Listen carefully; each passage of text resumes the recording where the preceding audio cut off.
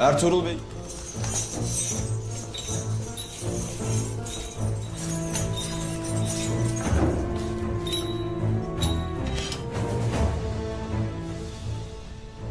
Ertuğrul Bey.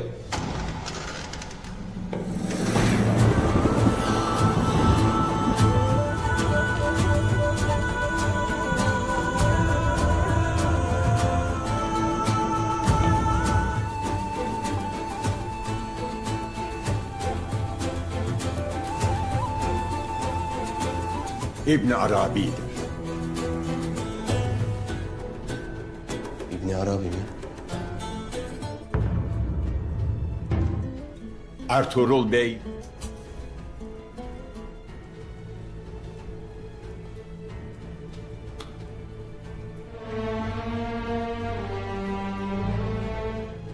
Hükmüm. Merhum sultanım Ertuğrul Bey'e olan itimadını ve İbni Arabi'nin Ertuğrul Bey'in masum olduğu... Sultan. Sultan bu adam yeter!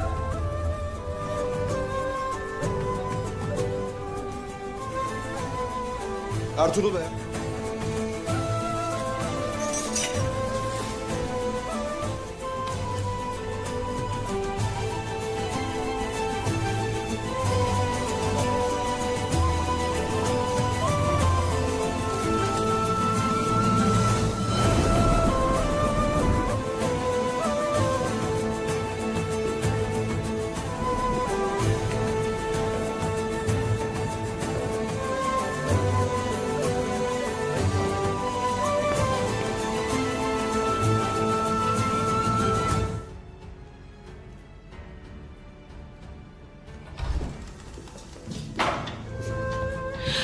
Ertuğrul.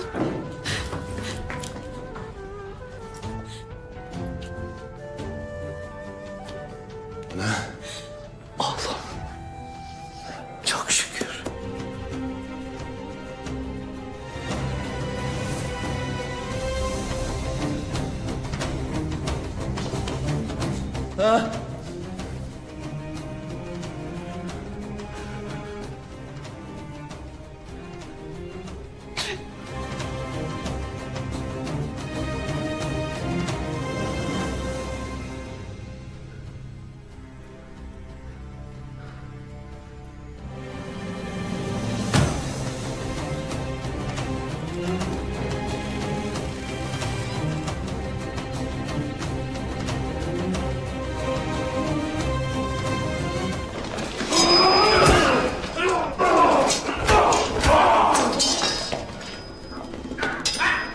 Sungur Tekin, beyim. Kardeşim. Ömür Bey. Çabuk arasın. Beyim.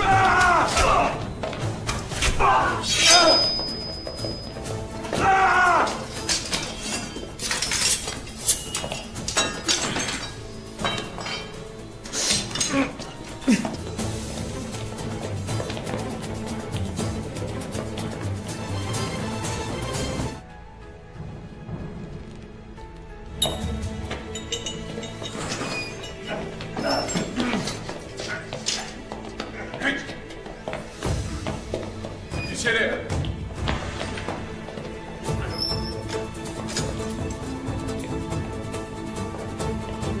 اس قص کے آغاز میں غیاث الدین کہتا ہے میں سعد الدین کی نصیحتوں سے تنگ آ چکا ہوں، آپ نے اسے اس کا عہدہ واپس کیوں دلایا؟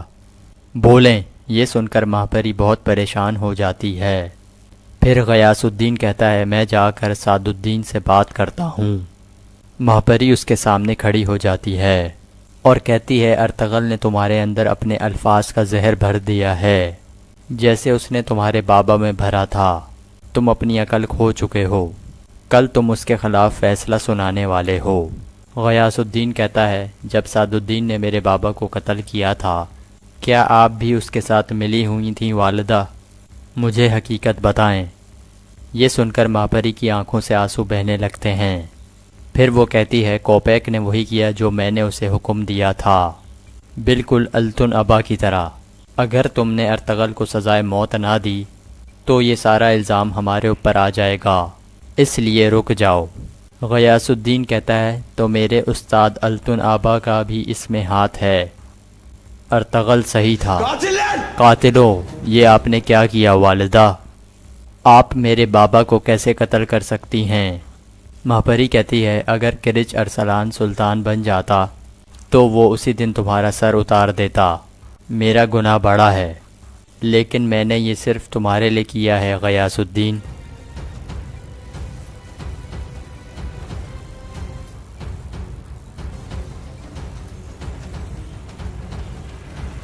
پھر غیاث الدین کہتا ہے آپ میرے بابا کو کیسے قتل کر سکتی ہیں؟ ماہپری کہتی ہے یہ مت بھولو کہ تمہیں سلطان بنانے والی بھی میں ہی ہوں بیٹا۔ غیاث الدین کہتا ہے مجھے بیٹا مت کہیں، میں اس دن پر لعنت بھیجتا ہوں جب آپ نے مجھے پیدا کیا تھا۔ ماہپری کہتی ہے ایسا مت کہو بیٹا، سلطان کو مرنا تھا، کل ہر حال میں تمہیں ارطغرل کو سزائے موت دینی ہوگی۔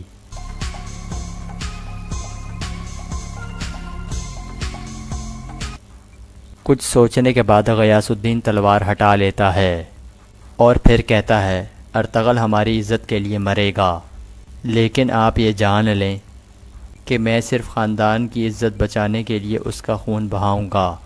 اس کی صرف ایک غلطی ہے کہ وہ میرے بابا کے ساتھ وفادار تھا۔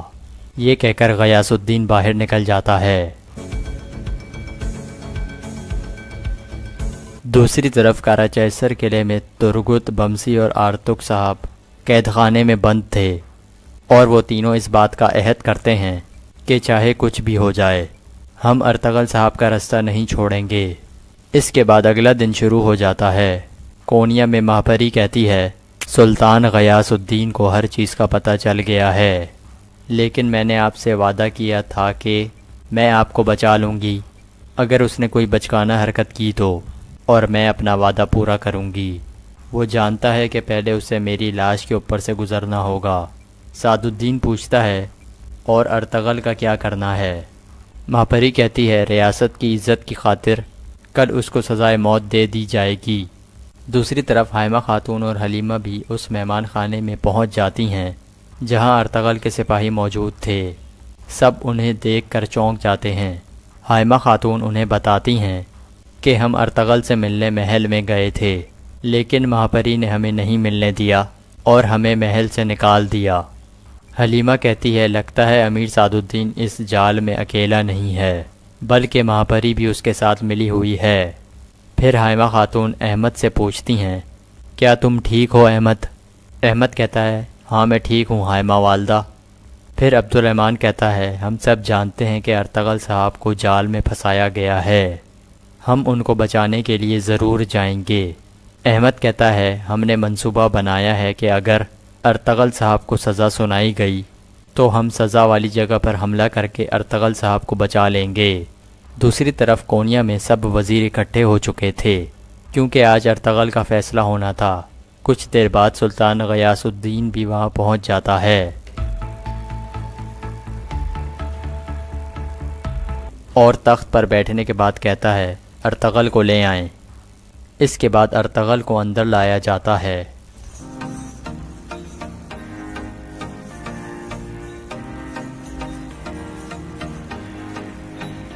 پھر غیاث الدین کھڑا ہو کر کہتا ہے ارطغرل صاحب آپ پر سلطان علاء الدین کو قتل کرنے کا الزام ہے، فیصلہ سنانے سے پہلے میں آپ کے الفاظ سننا چاہتا ہوں۔ ارطغرل کہتا ہے آپ چاہے مجھے سزا دو یا مجھے جانے دو، یہ ناانصافی والا مقدمہ اور کالے جھوٹ ساری زندگی ان پر لعنت بھیجیں گے جو اس کے ذمہ دار ہیں۔ غیاث الدین کہتا ہے ہماری انصاف کی کونسل نے تفتیش کی ہے، اس مقدمے میں کوئی جھوٹ نہیں ہے۔ ارطغرل کہتا ہے اگر انصاف کی کونسل نے انصاف کیا ہوتا اور آپ نے سچ پر فیصلہ کیا ہوتا تو اس مجلس کے آدھے لوگ یہاں موجود نہ ہوتے۔ یہ سن کر کچھ لوگ شور کرنے لگتے ہیں اور کہتے ہیں یہ کیا کہہ رہے ہو ارطغرل صاحب؟ پھر غیاث الدین سب کو خاموش کرا کر کہتا ہے فیصلے کا وقت آ گیا ہے، میں نے فیصلہ کیا ہے کہ کائی قبیلے کے سلیمان شاہ کے بیٹے ارطغرل صاحب کو۔ اسی دوران دروازہ کھلتا ہے اور ابن العربی اندر داخل ہو جاتے ہیں۔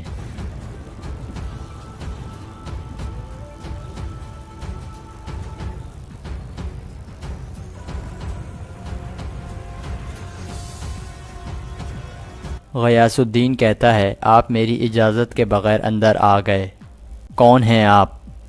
ابن العربی کہتے ہیں میں اللہ کا ایک غریب بندہ ہوں جو لوگوں کو انصاف کا مطلب اور اللہ کا عذاب یاد دلانے آیا ہوں، میرا نام ابن العربی ہے۔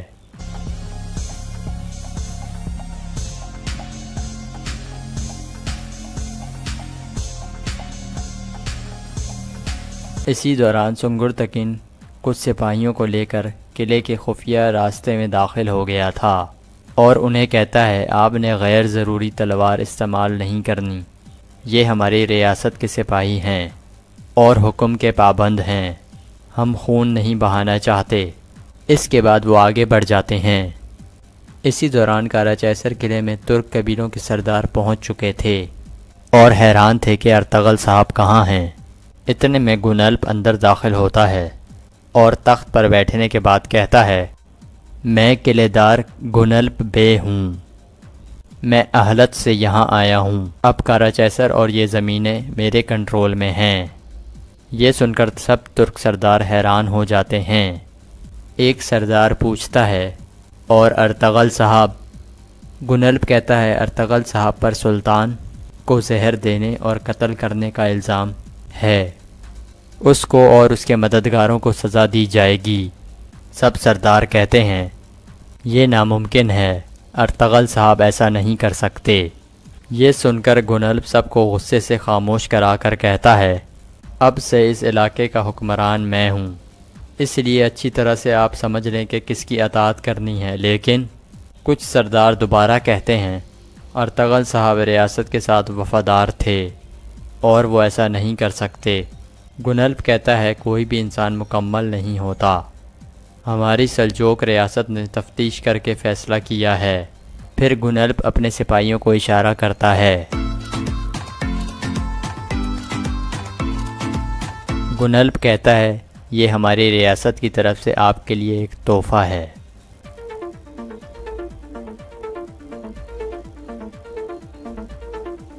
سکے لینے کے بعد ایک سردار کہتا ہے ہم ہر حال میں ریاست کی اطاعت کریں گے۔ باقی کچھ سردار بھی خوش ہو جاتے ہیں۔ دوسری طرف کونیا میں غیاث الدین کہتا ہے ہمارے مرحوم سلطان آپ کی بہت عزت کرتے تھے، لیکن اب آپ یہاں کیوں آئے ہیں؟ ابن العربی کہتے ہیں میری یہاں آنے کی وجہ آپ لوگوں کو انصاف کا راستہ دکھانا ہے۔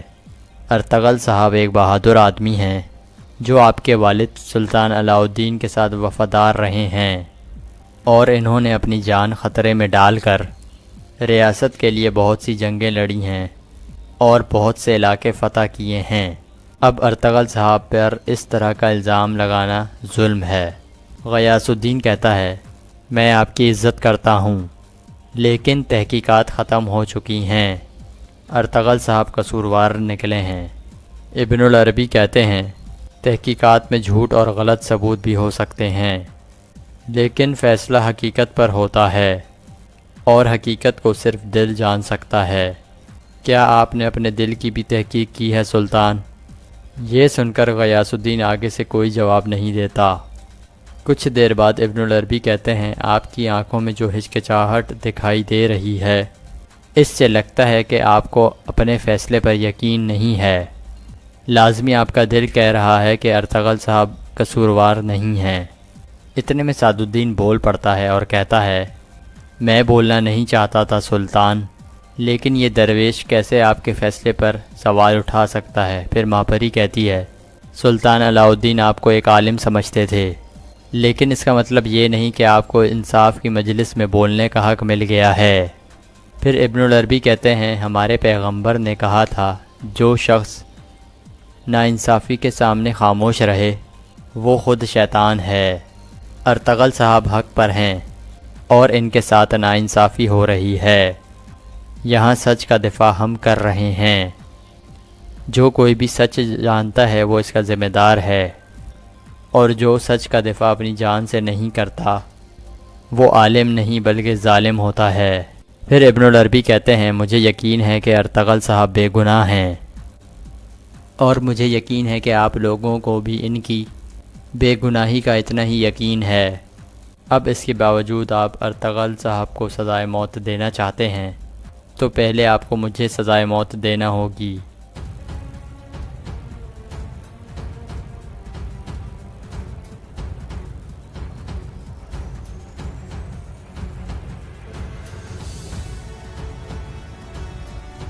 کچھ دیر سوچنے کے بعد غیاث الدین کہتا ہے میں نے فیصلہ کر لیا ہے، ثبوت ناکافی ہیں۔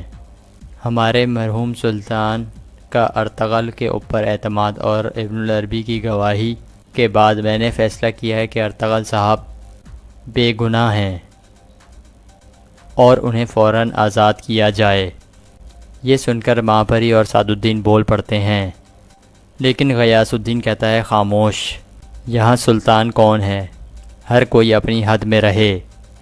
میں نے فیصلہ سنا دیا ہے، اب ہر کوئی اسے مانے گا۔ پھر غیاث الدین ارطغرل کو کہتا ہے ارطغرل صاحب کھڑے ہو جائیں، آپ کچھ کہنا چاہتے ہیں؟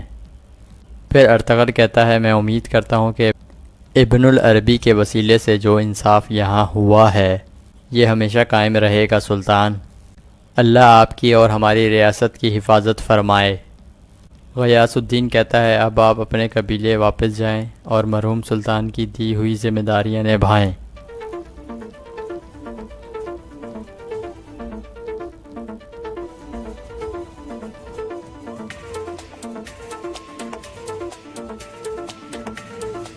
دوسری طرف کاراچیسر قلعے میں سنگر تکین اپنے کچھ ساتھیوں کو لے کر آگے بڑھ رہا تھا۔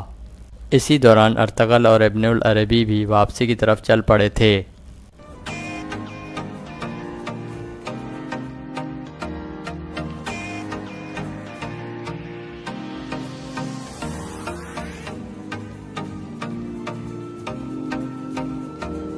سنگر تکین اور اس کے ساتھی قید خانے میں پہنچ چکے تھے۔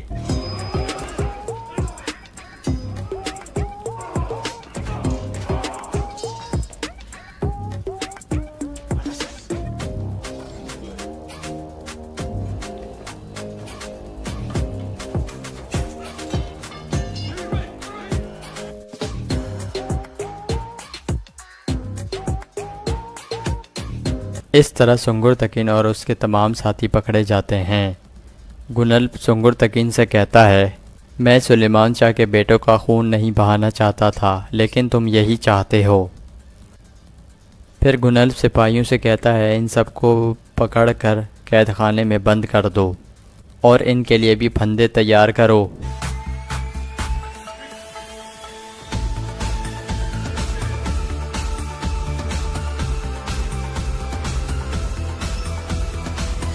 دوسری طرف ایک مہمان خانے میں سب لوگ ارطغرل کی کسی خبر کا انتظار کر رہے تھے۔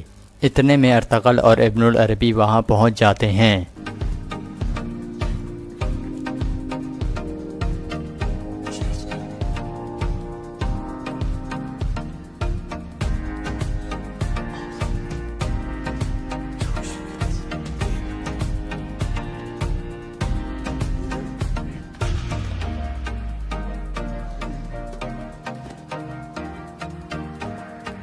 پھر ارطغرل کہتا ہے ابن العربی کی وجہ سے انصاف ہوا ہے، انہوں نے اپنی قیمتی جان خطرے میں ڈال دی تھی۔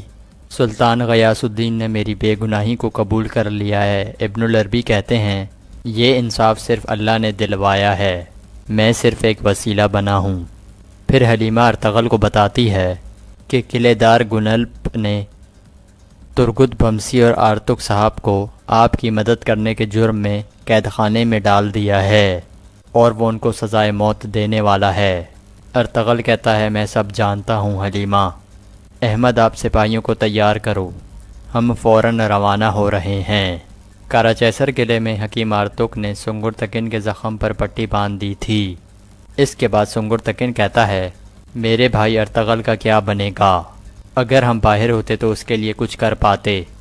اتنے میں گنلپ وہاں آ کر کہتا ہے تم ارطغرل کی قسمت کے بارے میں پریشان ہو سنگر تکین، آج اس پر مقدمہ چلنا تھا، مجھے امید ہے کہ اس کا فیصلہ سنایا جا چکا ہوگا۔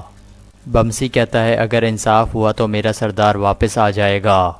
گنلپ کہتا ہے امید مت رکھو، اس کے لیے پھندا تیار ہے جیسے تم سب کے لیے پھندے تیار ہیں۔ کل کونیا کے دروازے پر تمہارے سردار کو لٹکا دیا جائے گا اور میں تم سب کو یہاں لٹکا کر عبرت کا نشان بنا دوں گا۔ یہ کہہ کر گنلب وہاں سے چلا جاتا ہے۔ کونیا میں سعد الدین کہتا ہے سلطان نے یہ فیصلہ کر کے ہم سب کو حیران کر دیا۔ انہوں نے ایک درویش کو سن کر ارطغرل کو آزاد کر دیا۔ ماہپری کہتی ہے سلطان نے وہی کیا جو اسے ٹھیک لگا اور ہم بھی ایسا ہی کریں گے۔ التن آبا شہزادہ کرج ارسلان اور اس کی والدہ کو قتل کرنے کے لیے روانہ ہو گیا ہے۔ سعد الدین کہتا ہے اعلیٰ، میں ارطغرل سے نمٹ لوں گا، آپ اس کا یقین رکھیں۔ ماہپری کہتی ہے کیا گنلب اتنا مضبوط ہے کہ ارطغرل کے دانت باہر نکال سکے؟ سعد الدین کہتا ہے یقیناً ماہپری خاتون، جب ارطغرل کارا جیسر قلعے پہنچے گا تو اپنے سب سے قریبی ساتھیوں کو مردہ پائے گا۔ نہ صرف یہ بلکہ میں سب سے پہلے ارطغرل کو بیلجک کے گورنر کے آگے پھینکوں گا جس کا بیٹا قتل ہو چکا ہے۔ لیکن میں سلطان غیاث الدین کے بارے میں پریشان ہوں۔ اگر وہ بھی اپنے بابا کی طرح غصے میں آ گیا اور انصاف کا مطالبہ کر دیا تو اس کا انجام ہم سب کے لیے برا ہوگا۔ ماہپری کہتی ہے نہ چاہتے ہوئے بھی اس کے ہاتھوں پر مرحوم سلطان کا خون ہے، اب ہمیشہ میری اطاعت کرنا اس کی مجبوری ہے۔ اور یہاں اس قسط کا اختتام ہو جاتا ہے۔ ناصر سیڑھیاں چڑھتا ہوا دکان کی بالائی منزل پر پہنچا تو استاد اعظم اور مارکوس پہلے سے اس کے منتظر تھے۔ اسے دیکھتے ہی استاد اعظم نے بے تابی سے پوچھا کیا صورتحال ہے ناصر؟ محل کے چپے چپے پر ہمارے لوگ تعینات کیے جا چکے ہیں میرے آقا۔ ناصر نے اس کے ہاتھ پر بوسہ دیتے ہوئے کہا۔ اور وہ نائب حکومت شہاب الدین؟ استاد اعظم نے پوچھا۔ شہاب الدین سائے کی طرح اپنے بھانجے کے ساتھ رہتا ہے مگر اسے زیر کرنے کے لیے بھی منصوبہ تیار ہے۔ ناصر نے مسکرا کر کہا بہت اچھے۔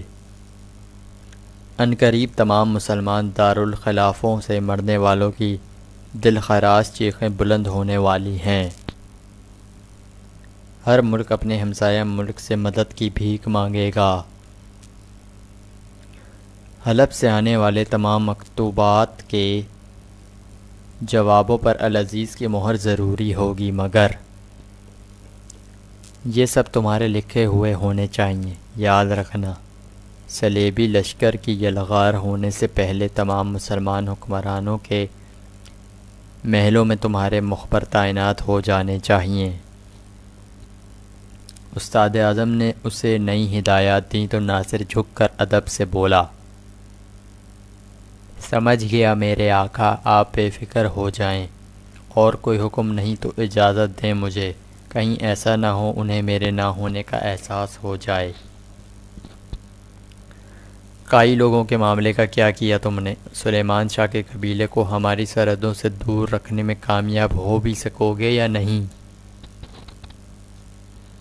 استاد اعظم نے پوچھا۔ نائب حکومت شہاب الدین کا معاملہ طے پا جائے وہ مسئلہ بھی خود بخود حل ہو جائے گا میرے آقا۔ ٹائٹس نے بھی مجھے بڑی یقین دہانیاں کرائیں تھیں کہ کائی قبیلے والے کسی صورت ہمارے اتنے قریب آ کر رہنے میں کامیاب نہیں ہوں گے، لیکن وہ تو آج کل میں پہنچنے والے ہیں یہاں۔ استاد اعظم نے سخت لہجے میں کہا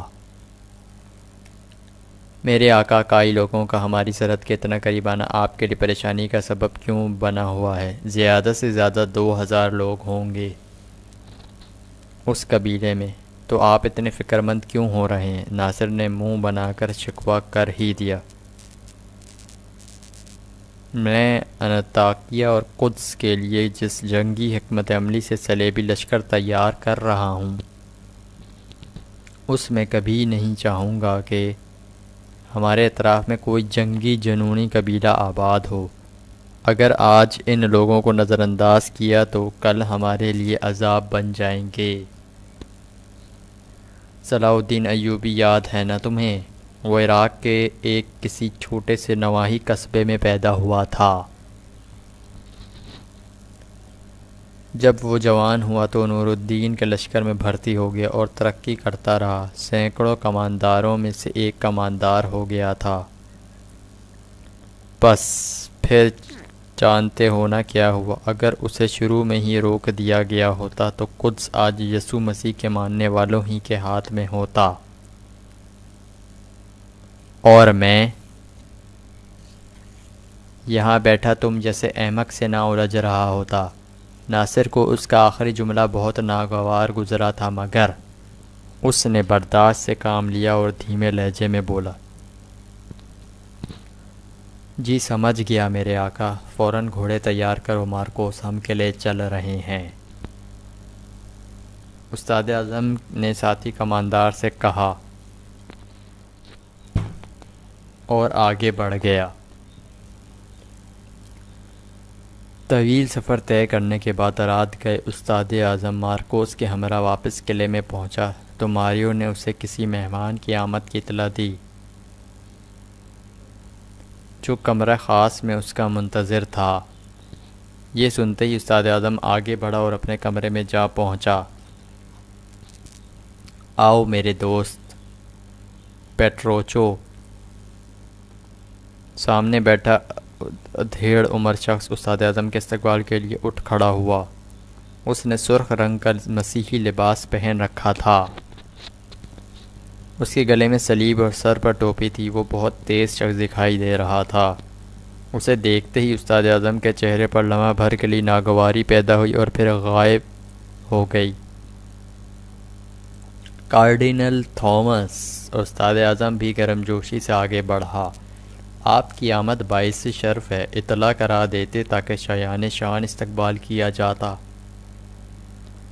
یہ سنتے ہی کارڈینل تھامس نے اپنے ہاتھ بوسے کے لیے سامنے کر دیا، مگر استاد اعظم نے ہاتھ کو نظر انداز کرتے ہوئے اسے گلے سے لگا لیا، جس پر کارڈینل تھامس کے چہرے پر ناگواری ظاہر ہوئی۔ پھر اس نے کہا،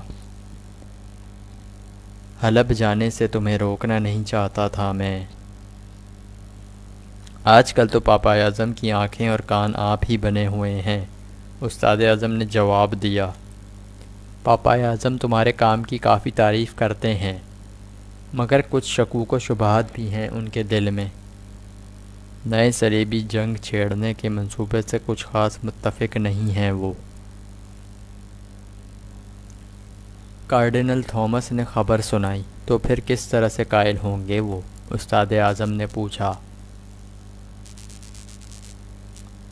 ان جاہل مسلمانوں نے ہمارے لوگوں سے جو امانت چھینی تھی وہ واپس لینی ہوگی، اور وہ امانت کہاں ہے تم خوب جانتے ہو پیٹروچو، کارڈینل تھامس نے کہا، اور پھر اس کے جواب کا انتظار کیے بغیر اندر کمرے میں چلا گیا۔ کارڈینل تھامس کے جاتے ہی استاد اعظم سوچ میں ڈوب گیا۔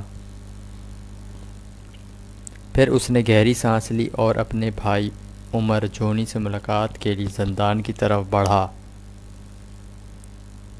مارکوس بھی اس کے ہمراہ تھا۔ استاد اعظم کسی خاص مقصد سے جونی کے پاس جا رہا تھا۔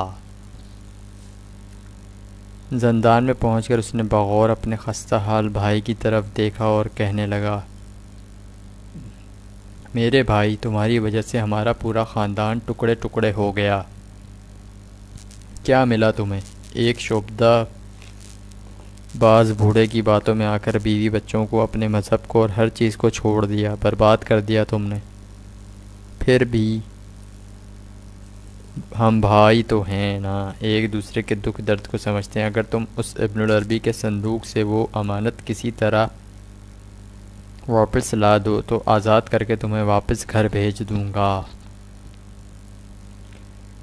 اتنی سختیاں جھیلنے کے بعد بھی اپنے مرشد سے غداری کروں گا میں، عمر نے کہا۔ یہ سنتے ہی استاد اعظم آگ بگولا ہو گیا۔ آئندہ مجھ سے کسی نرمی یا ہمدردی کی امید مت رکھنا۔ اپنے خاوند سے منہ موڑ کر اپنے ہی اپنے خداوند سے منہ موڑ کر اپنے ہی مسیح بھائیوں سے غداری کر کے تم اپنا بھروسہ قائم کر چکے ہو اس جاہل ابن العربی پر۔ اس بھروسے کا فائدہ کیوں نہیں اٹھاتے میرے بھائی؟ میں تم سے وعدہ کرتا ہوں اس صندوق کی امانت جیسے ہی تم مجھے واپس لا کر دو گے اسی وقت تمہارے خاندان سے ملوا دوں گا۔ جانتا ہوں مجھ پر بھروسہ نہیں رہا تمہیں، لہٰذا تمہارا بھروسہ جیتنے کے لیے آج رات میں تمہاری چھوٹی بیٹی سے ملوا سکتا ہوں تمہیں۔ ایلانورا یہاں ہے۔ عمر نے اس کا ہاتھ پکڑنا چاہا تو استاد اعظم نے جھٹک دیا اور اسے سوچنے کا موقع دے کر باہر چلا گیا۔ زندان کا دروازہ ایک بار پھر بند ہو چکا تھا۔ کمک پہنچتے ہی ٹائٹس نے ارطغرل اور اس کے ساتھیوں پر حملے کی تیاری کر لی۔ صبح کا وقت تھا، سب لوگ ابھی سو رہے تھے۔ حلیمہ جب بیدار ہوئی تو کچھ فاصلے پر بیٹھے ارطغرل کو دیکھ کر اس کی جانب بڑھنے لگی۔ وہ اپنی باری کے مطابق پہرا دے رہا تھا۔ حلیمہ اس کے پاس آ کر بیٹھ گئی۔ ارطغرل فضاؤں میں کچھ تلاش کرتا ہوا بولا، حلیمہ میں نے زندگی میں ہزاروں مشکلیں دیکھی ہیں، ایمانی طاقت سے ان کا مقابلہ بھی کیا ہے، لیکن اس جیسے حالات کبھی نہیں دیکھے۔ یوں محسوس ہوتا ہے صلیبی اور منگول ہم پر ٹوٹ پڑے ہیں جیسے بھوکے دسترخوان پر ٹوٹ پڑتے ہیں۔ آپ ٹھیک کہہ رہے ہیں ارطغرل صاحب، مسلمانوں کے پاس سلجوق سلطنت کی صورت میں آخری سلطنت بچی ہے۔ منگولوں اور صلیبیوں کی نظر میں یہ بھی کھٹک رہی ہے اور وہ اسے ختم کرنے کے در پہ ہیں تاکہ اتحاد کی آخری امید بھی مسلمانوں سے چھین لی جائے۔ اس سے قبل کہ ارطغرل کو جواب دیتا، کچھ فاصلے پر چھپے ہوئے ٹائٹس کی کمان سے نکلنے والا تیر بجلی کی سی تیزی سے حلیمہ کے کندھے میں پیوست ہو گیا۔ تیر کھاتے ہی حلیمہ چکرا کر زمین پر گرنے لگی تو ارطغرل نے اسے اپنی باہوں میں سمیٹ لیا۔ ٹائٹس اپنا نشانہ خطا ہونے پر چونک گیا تھا۔ اس نے تیر حلیمہ نہیں ارطغرل کی جانب پھینکا تھا، مگر حلیمہ اچانک سامنے آ گئی تھی۔ ساتھ ہی اس نے اپنے سپاہیوں کو حملے کا اشارہ کر دیا۔ وہ ارطغرل کو سنبھلنے کا موقع نہیں دینا چاہتا تھا۔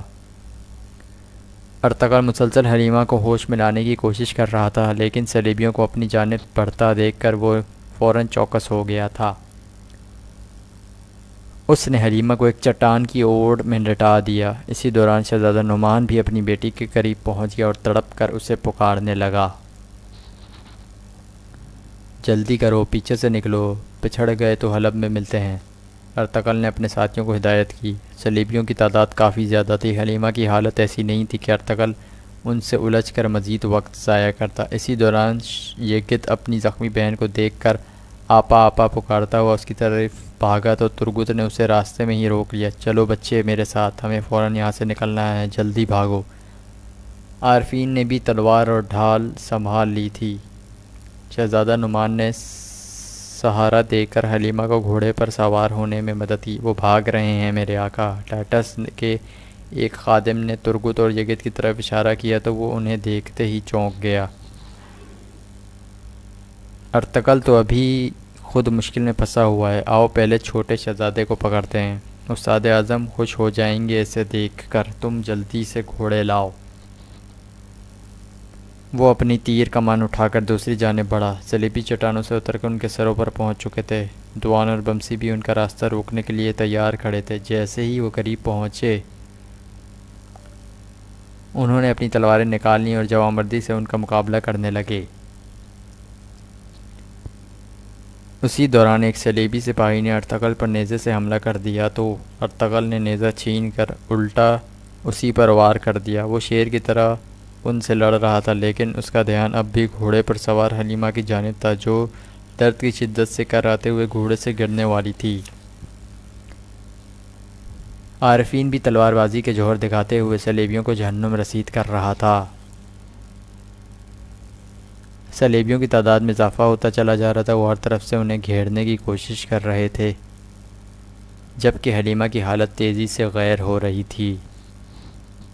آپ نکلیں یہاں سے شہزادے، میں آپ کے پاس پہنچ جاؤں گا، ارطغرل نے شہزادہ نعمان سے کہا۔ تو وہ حلیمہ کو لے کر وہاں سے رخصت ہو گئے۔ میدان میں اب گھمسان کی جنگ جاری تھی۔ ارطغرل اور اس کے ساتھی صلیبیوں کو ناکو چنے چبوا رہے تھے۔ میدان صلیبی سپاہیوں کی لاشوں سے بھرتا چلا جا رہا تھا۔ ان لوگوں سے فارغ ہوتے ہی ارطغرل گھوڑے پر سوار ہوا اور حلیمہ سلطان کے تعاقب میں روانہ ہو گیا۔ اس کے ساتھی بھی صلیبیوں سے نمٹ کر روانگی کی تیاری میں تھے۔ جلد ہی ارطغرل شہزادہ نعمان تک پہنچنے میں کامیاب ہو گیا۔ حلیمہ اپنے والد کے ساتھ ہی گھوڑے پر سوار تھی۔ اس کا خون تیزی سے بہہ رہا تھا۔ شہزادہ نعمان بھی اس بات پر پریشان تھا۔ ان حالات میں آگے بڑھنا مناسب نہیں، آئیں کچھ دیر رک جاتے ہیں، ارطغرل نے انہیں کہا، اور پھر ایک درخت کے سائے میں گھوڑے روک دیے۔ حلیمہ کی حالت کافی خراب تھی، مگر وہ یہاں زیادہ دیر رک نہیں سکتے تھے۔ صلیبی تعاقب کر کے آسانی سے ان تک پہنچ سکتے تھے۔ چنانچہ یہی فیصلہ کیا گیا کہ جلد از جلد حلب پہنچنے کی کوشش کی جائے۔ ارطغرل اس کے ساتھ حلب روانہ ہو گیا تھا، لیکن وہ نہیں جانتا تھا کہ ٹائٹس ترغت اور یگت کو گرفتار کرنے میں کامیاب ہو گیا تھا۔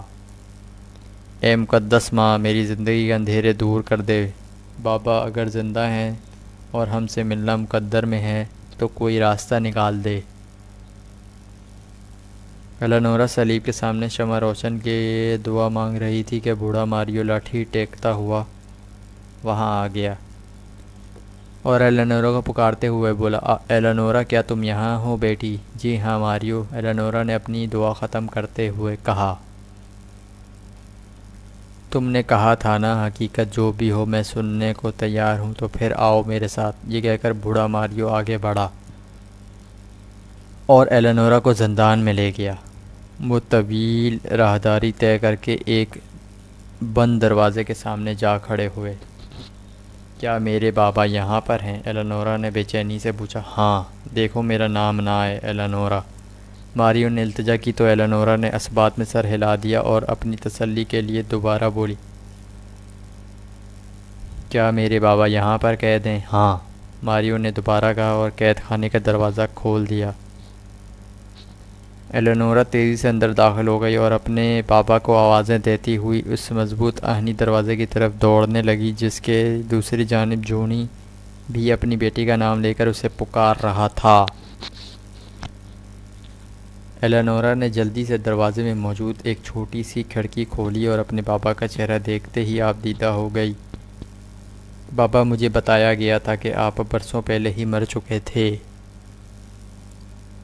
برسوں سے تم سے ملنے کی آس تھی، اسی آس نے مجھے زندہ رکھا ہوا تھا بیٹی۔ وہ اپنی بیٹی کے ہاتھ پر بوسہ دیتے ہوئے رو دیا۔ بابا، آپ کیوں قید ہیں؟ چچا نے بتایا تھا کہ آپ مر گئے ہیں۔ کیا چچا کو معلوم ہے کہ آپ یہاں قید ہیں؟ ان کو کہتی ہوں فوراً آپ کو یہاں سے نکال لیں گے۔ اب تو امی بھی اس دنیا میں نہیں رہی ہیں،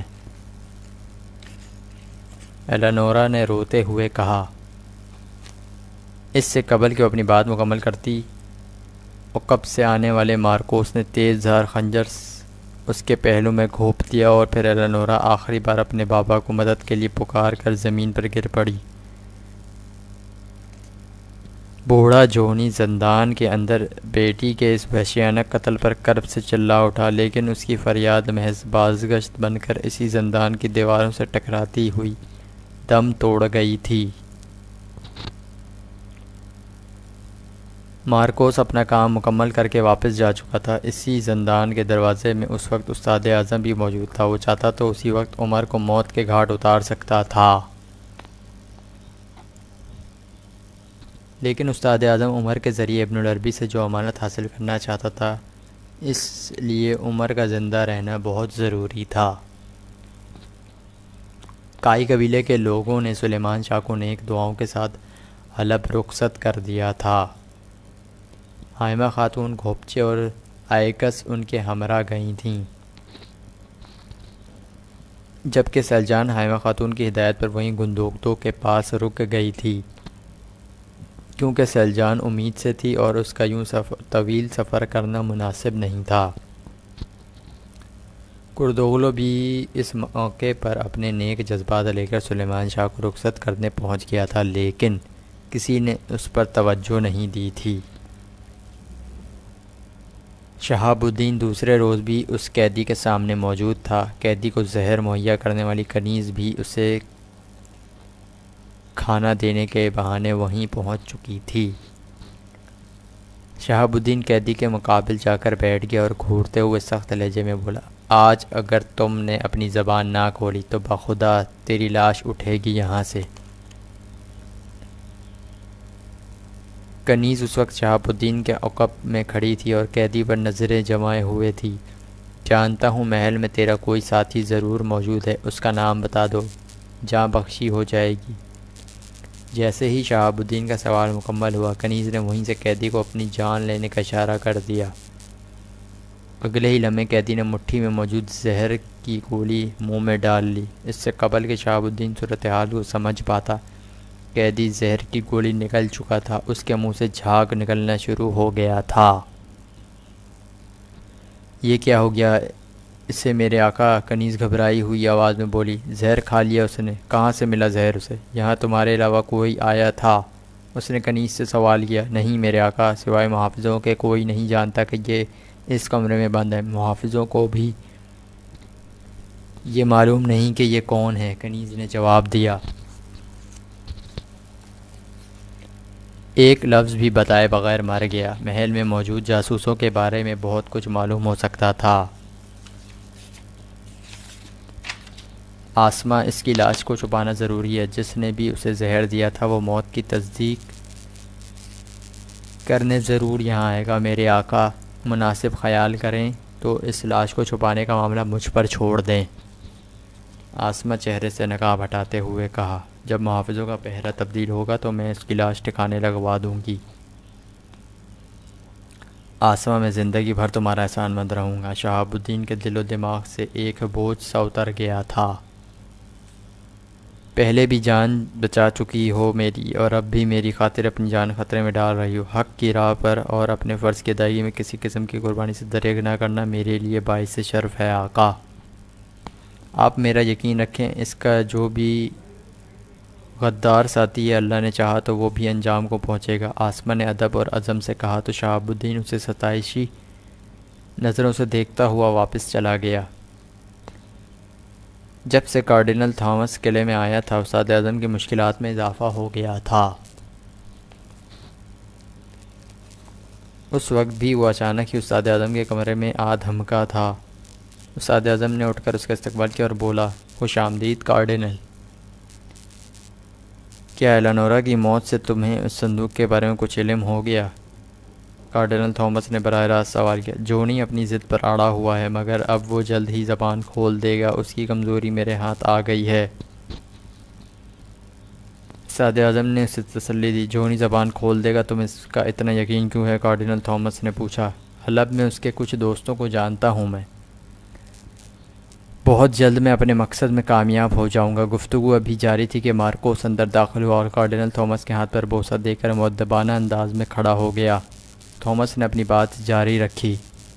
تمہیں پاپا اعظم کو صلیبی جنگ کا حمایتی بنانے کے لیے ابھی بہت کام کرنا ہوگا پیتروچو۔ مسلمانوں نے جو ارض مقدس چھینی ہے وہ ہمیں ہر صورت واپس لینی ہوگی، اور جب تک وہ دن نہیں آ جاتا میں تمہیں ہر روز یاد دلاتا رہوں گا۔ تھامس نے طنزیہ لہجے میں کہا تو استاد اعظم مارکوس کی طرف دیکھتے ہوئے پوچھا، کیا بات ہے مارکوس؟ ٹائٹس قلعے پہنچ گیا ہے میرے آقا۔